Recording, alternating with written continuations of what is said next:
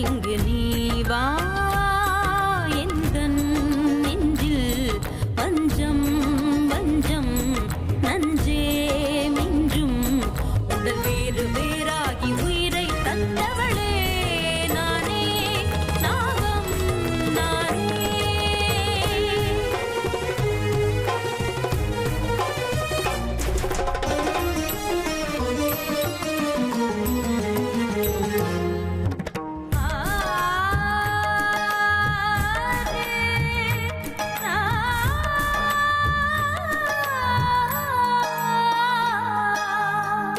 ஜென்மம் பல தாண்டி உன்னோடு வாழ வேண்டுமே, மரணம் தன்னை வென்று தினம் காதல் செய்யவா, நாகமணி தேடி என் ஜீவன் இங்கு வாடுதே, சொந்தங்களை நாடி உயிர் தேடி ஓடுதே, பூமிக்கு வந்த நிலவு பிறவீது சாபமா, கடமையை தாண்டும் உறவு மனமிளகிடுமா, எந்தன் நெஞ்சில் வஞ்சம் வஞ்சம் நஞ்சே மிஞ்சும் உடல் வேறு வேறாகி உயிரை தந்தவளே நானே நாகம் நானே தந்தவளே நானே நாகம் நானே.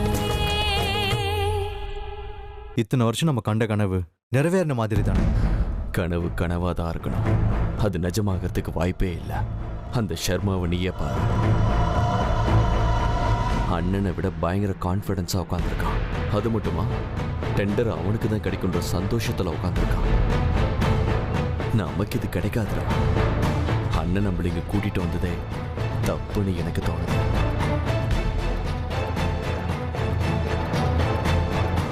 ஃபர்ஸ்ட் லுக் கன்ஸ்ட்ரக்ஷன் கம்பெனி போட்டு கொடுத்துருக்கிற கோட்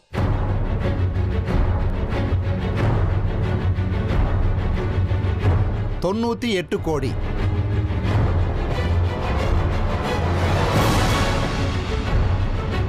கேகே கன்ஸ்ட்ரக்ஷன் கம்பெனி கொடுத்திருக்கிற கோட் 100 crore. இன்னும் மிச்சம் இருக்கிறது ஷர்மா கன்ஸ்ட்ரக்ஷன்ஸ் அப்புறம் விஷ்ணு கன்ஸ்ட்ரக்ஷன்ஸ் கம்பெனி தான்.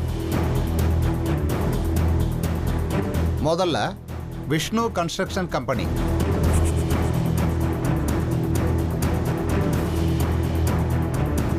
$105 கோடி.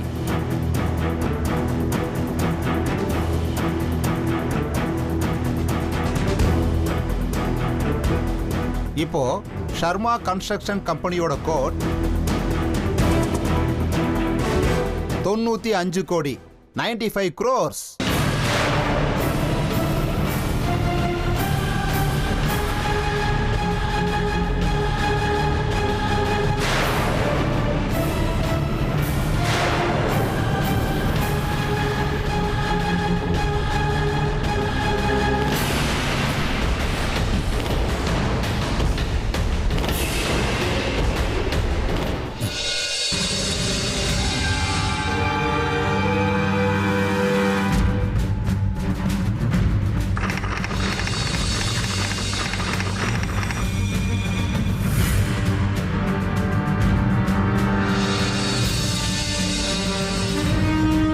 ஷர்மா கொடுத்த கோட் 95 கோடி என்னுடையது, அவனை விட குறைவு. அப்படின்னா 94 கோடியா இருந்தாலும் பரவாயில்ல. நான் போட்ட பெட் ஷர்மாவோட குறைவாகணும். குறைவாக்க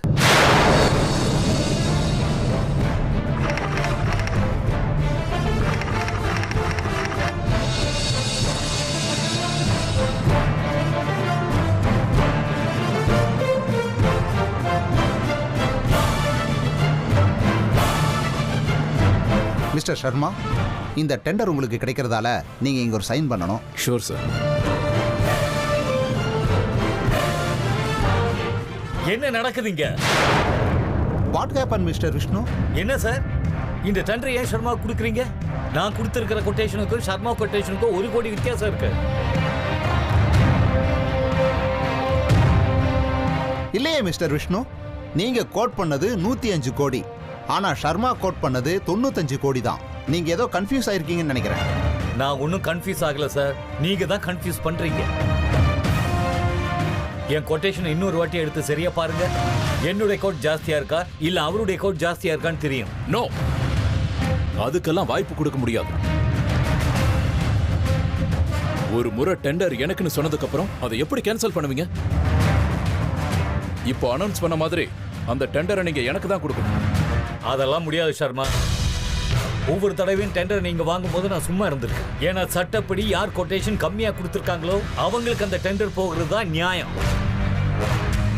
ஆபீசர் ப்ளீஸ் என் கொட்டேஷனை இன்னொரு வாட்டி எடுத்து செக் பண்ணி பாருங்க. அப்போ உங்களுக்கே உண்மை புரியும். ஏன் அமௌண்ட் ஜாஸ்தியா அவர் அமௌண்ட் ஜாஸ்தியான்னு தெரியும். மிஸ்டர் சர்மா, கொஞ்ச நேரம் பொறுமையா இருங்க. இங்க பாருங்க, இங்க யாருக்கும் நாங்க அநியாயம் பண்ண மாட்டோம். நீங்க 2 பேரும் ஒரு நிமிஷம் அமைதியா உட்காருங்க. நான் இன்னும் ஒரு தடவை செக் பண்ணிட்டு சொல்றேன். அப்படி இல்லை சார். சர்மா ப்ளீஸ். விஷ்ணு உட்காருங்க.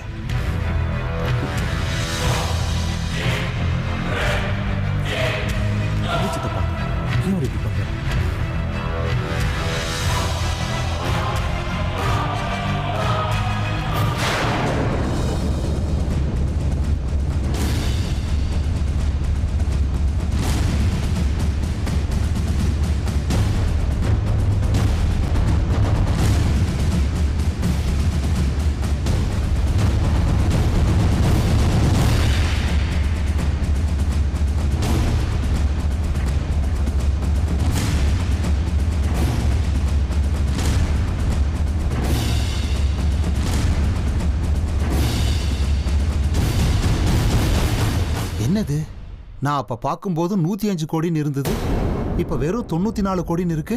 இது எப்படி மாறுச்சு? ஆபீசர், ஏன் இப்படி அதிர்ச்சியா பாக்குறீங்க? என்னுடைய கொட்டேஷன் ஜாஸ்தியா இருக்கா இல்ல விஷ்ணு கொடுத்த கொட்டேஷன் ஜாஸ்தியா இருக்கான்னு இன்னொரு முறை நல்லா பார்த்து சொல்லுங்க. எல்லார் காதுலயும் விழட்டும். மன்னிக்கணும் மிஸ்டர் சர்மா, விஷ்ணுவோட கொட்டேஷன்ல 105 கோடி இருக்குன்னு நான் அப்ப தப்பா படிச்சுட்டேன். விஷ்ணுவோட கொட்டேஷன்ல 94 கோடி தான் இருக்கு. அப்படின்னா உங்களை விட 1 கோடி கம்மி.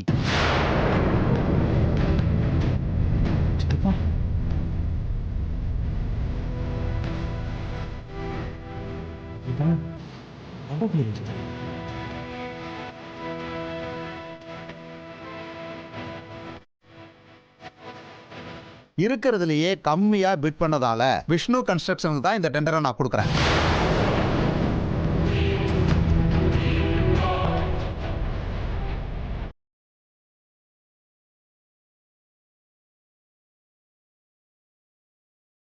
Congratulations, Vishnu. ஐயா,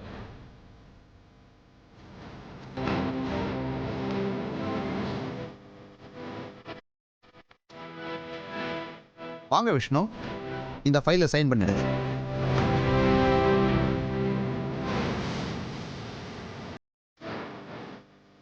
பாத்தியா ருத்ரா, இப்பயாவது என் வார்த்தையில உனக்கு நம்பிக்கை வருது.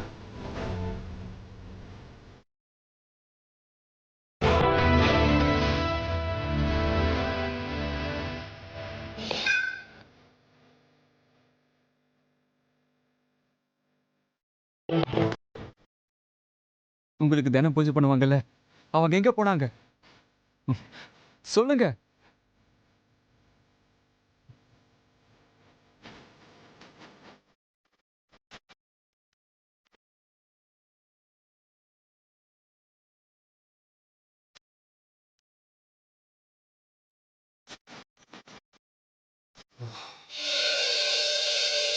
இது என்ன அநியாயம்? அவங்கள நான் சந்திச்சு இன்னும் முழுசா 1 வாரம் கூட ஆகல, அதுக்குள்ள எங்களை பிரிச்சுட்டா நாங்க எப்படி வாழ முடியும்? இல்ல காதலிக்கிறது தப்பா? காதலிக்கிறவங்க எல்லாம் இப்படி பிரிஞ்சுக்கிட்டே இருந்தா உலகம் எப்படி வாழும்?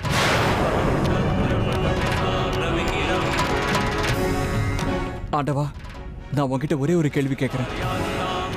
என்கிட்ட என்ன குறை இருக்குன்னு அவங்கள என்கிட்ட இருந்து பிரிச்சுட்டேன். குறைஞ்சபட்சம் அவங்க என்கிட்ட வந்து உன் பேர் என்னன்னு கேட்டிருந்தாலும் இந்த உயிரை பிடிச்சி வாழ்ந்துட்டு இருப்பேன்.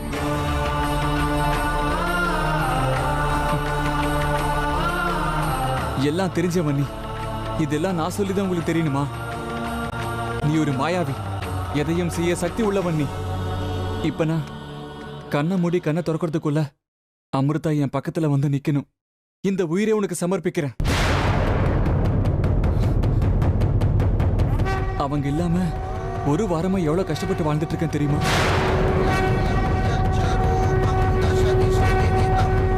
அவங்க வந்ததால அமைதியா இருந்த குளத்துல கல்லெறிஞ்ச மாதிரி ஆயிடுச்சு. படுத்தா கூட என்னால நிம்மதியா தூங்க முடியல. நான் காதல விழுந்துட்டேன். அதுலயும் முழுகினா கூட பரவாயில்ல. ஒண்ணு மட்டும் சொல்றேன், உன்னோட சந்நிதியில தான் அவங்களை எனக்கு அறிமுகப்படுத்தினேன். அவங்க வந்து என் வீட்டுல விளக்கேற்றுவாங்கிற நம்பிக்கை எனக்கு இருக்கு. அந்த விளக்கேற்றுறதை கொஞ்சம் சீக்கிரமா பண்ணட்டும். ஏன் சொல்றேன்னா, இதுக்கு மேலே எதையும் தாங்காது.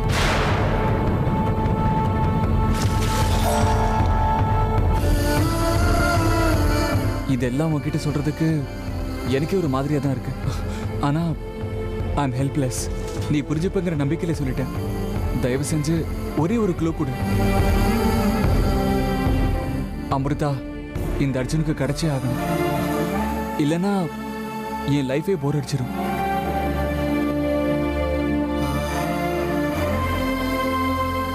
வரட்டா? உன் ஆசீர்வாதம் எனக்கு இருக்கணும்.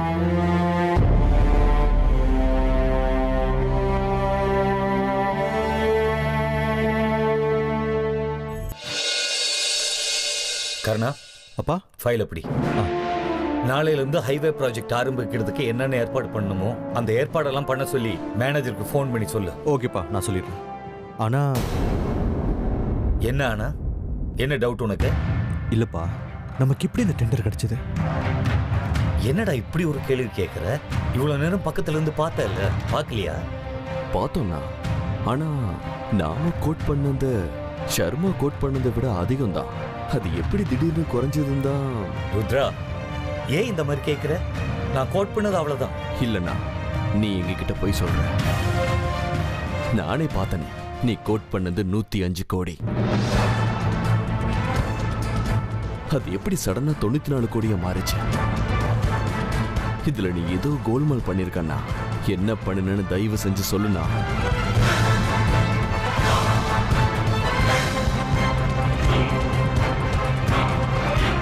சொல்லுங்கப்பா. சித்தப்பா கேட்ட கேள்வி கரெக்ட் தான். அந்த டெண்டர் எப்படி கிடைச்சது சொல்லுங்க. நீங்க நினைக்கிற மாதிரி நான் உங்களுக்கு ஒரே ஒரு கொட்டேஷன் கொடுக்கல, 2 கொடுத்தேன். ஒன்னுத்துல 105 கோடி, இன்னொன்னுத்துல 94 கோடி. அப்படிதான் இந்த டெண்டர் நமக்கு கிடைச்சது. அது மட்டுமில்ல, இங்க இருக்கிற சில பேரை நான் விலைக்கு வாங்கிட்டேன். அப்பா, இது தப்பு இல்ல? இதுக்காக நம்ம இப்படி மோசம் பண்ணி இந்த டெண்டரை வாங்கணும்? ஏன்பா அப்படி பண்ணீங்க? கண்டிப்பா இது தப்பு. வருஷா வருஷம் நமக்கு கிடைக்க வேண்டிய டெண்டரை ஷர்மா இப்படி பண்ணி தான் அவன் கைக்கு மாத்திக்கிட்டான். அதனால தான் இந்த வாட்டி நானும் அவன் ரூட்ல போயிட்டேன். எதிரியை நாம தோக்கடிக்கணும்னா நாமளும் அவங்க வழிக்கு தான் போகணும், இல்லை குறுக்கு வழியில போகணும். அப்பதான் நம்மளால அவங்கள எதிர்த்து வெற்றி அடைய முடியும். அதனால்தான் நான் அந்த ஷர்மாவுடைய டெக்னிக்கை ஃபாலோ பண்ணேன். இதெல்லாம் இப்போ உனக்கு புரியாது, போக போக நீ எல்லாத்தையும் புரிஞ்சு. வாங்க போலாம்.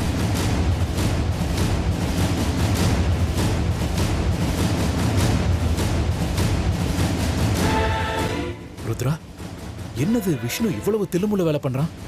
இவன் நம்ம பழைய விஷ்ணு மாதிரியே இல்லையே. எனக்கு என்னமோ எல்லாமே ரொம்ப விசித்திரமா தோணுது. நீ முன்னாடி போ, கார் கிட்ட வெயிட் பண்ண, நான் வந்துடுறேன். அண்ணா 2 கொட்டேஷன் கொடுத்தன்றாரு. எனக்கு தெரியாம எப்படி இன்னொரு கொட்டேஷன் கொடுத்தாரு?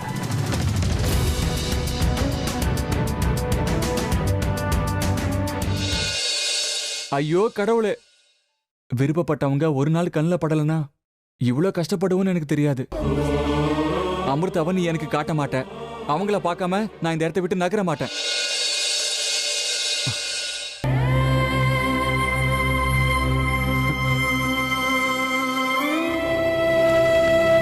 ஏய் மல்லி, ஏன் இவ்வளோ லேட்டா வர?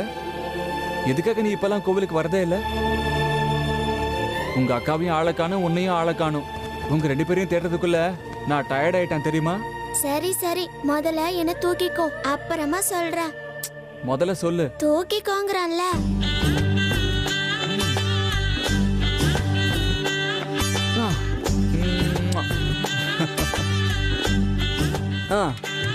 எனக்கு ஸ்கூல் இருந்துச்சு, அதனாலதான் லேட்டா வந்தேன். நான் இன்னும் கொஞ்ச நாளைக்கு கோவிலுக்கு வர மாட்டேன். அதனால புது அர்ச்சகருக்கு எனக்கு தெரியல போல இருக்கு.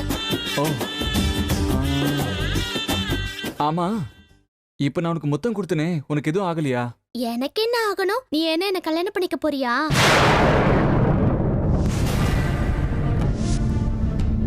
விடுங்க, எனக்கு கீழே இறக்கி விடுங்க. என்ன இந்த மாதிரி தூக்கிக்கிட்டா எனக்கு பிடிக்காது. ஓஹோ, நினைச்சு நினைச்சு பேச கத்துக்கிட்டு இருக்க நீ. ஆமா, நான் அன்னைக்கு இதே மாதிரி உன்னை தூக்கி முத்தம் கொடுத்ததுக்கு வேற மாதிரி பேசின. நீங்க என்ன தூக்கி முத்தம் கொடுத்தீங்களா? அப்ப நான் வேற மாதிரி பேசினா? இதெல்லாம் எப்ப நடந்துச்சு? அதான் மல்லி, அன்னைக்கு எங்க பாட்டிக்கு உடம்பு சரியில்லை, என்ன ஊருக்கு கூட்டிட்டு போன்னு சொன்னீங்க. நான் கூட என் கார்ல உன்னை காட்ட கூட்டிட்டு போனேன். என்னது காட்டுக்கா? அதுவும் உங்க கார்ல? நான் ஏன் உங்க கார்ல வர போறேன்? முதல்ல எனக்கு பாட்டியே கிடையாது. ஏய், இத்தனோடு இருந்துகிட்டு எவ்வளவு போய் சொல்ற? நான் ஏன் போய் சொல்லணும்? நான் பிறக்கிறதுக்கு முன்னாடி என் பாட்டி டமா.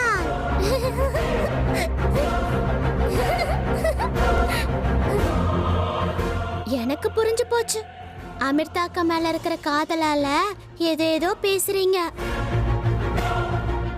எனக்கு என்னமோ உங்களுக்கு மூளை குழம்பி போச்சான்னு தோணுது. இந்த மல்லி என்ன முட்டாள் ஆக்கிறதுக்காக போய் சொல்றான். இப்ப அதெல்லாம் எதுக்கு? முதல்ல அமிர்தா எங்க இருக்கான்னு கேட்கணும். என்ன யோசிச்சுக்கிட்டு இருக்கீங்க? ஒன்றும் இல்லை. சரி, அதெல்லாம் விடு. உன் அமிர்தாக்கா ஏன் இங்க வரதில்ல? அவங்க எங்க இருக்காங்கன்னு சொல்றியா ப்ளீஸ்? ஓஹோ, அப்படி வரீங்களா? அமிர்தா அக்காவை பத்தி தெரிஞ்சுக்கிறதுக்கு என்னென்னமோ சொல்லி என்ன ஏமாத்த பாக்குறீங்களா? நான் அவ்வளவு லேசில உங்ககிட்ட ஏமாந்துருவேனா? ஹே மல்லி, சொல்ல, உங்க அக்கா எங்க இருக்காங்க? ஓஹோ, அதெல்லாம் அவ்வளவு லேசில சொல்ல முடியாது. அதுக்கு டாக்ஸ் கொடுக்கணும் தெரியுமா? டாக்ஸா? அப்படின்னா? ஐயோ, இவ்வளவு பெருசா இருக்கீங்க, இது கூடவா உங்களுக்கு தெரியல? Fees fees. அவ்வளவுதானா? உன் ஃபீஸ் எவ்வளவுன்னு சொல்லு. எனக்கு பணம்லாம் ஒண்ணு வேண்டாம்னா சாக்லேட் வாங்கி கொடுங்க போதும். அவ்வளவுதானே? இத முன்னாடியே சொல்லியிருந்தா எப்பவோ கொடுத்துருப்பேன். இந்த உலகத்துல உள்ள எல்லா சாக்லேட்டையும் கொண்டு வந்து உன் கண்ணு முன்னாடி கொட்டிருப்பேன். உங்க அக்காவை விட இது பெருசா? என்ன சொன்னீங்க? ஒண்ணும் இல்ல, வா.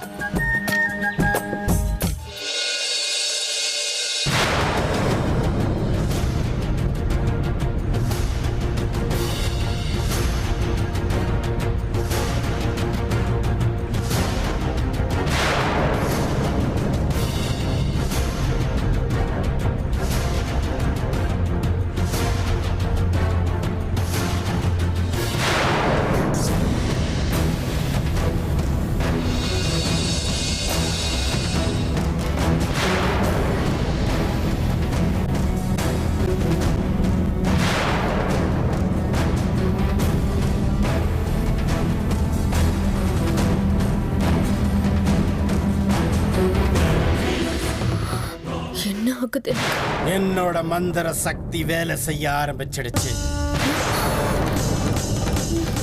ஜெய் மகாகாளி.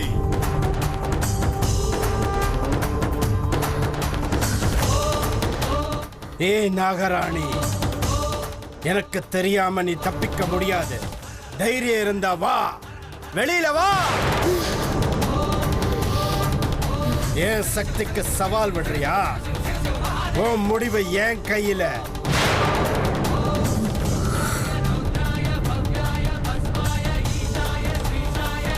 இன்னும் கொஞ்ச நேரம்தான். அதுக்கப்புறம் நீ போட்டிருக்க மனுஷ வேஷத்திலிருந்து உன்னோட பாம்பு உருவத்துக்கு மாறும்.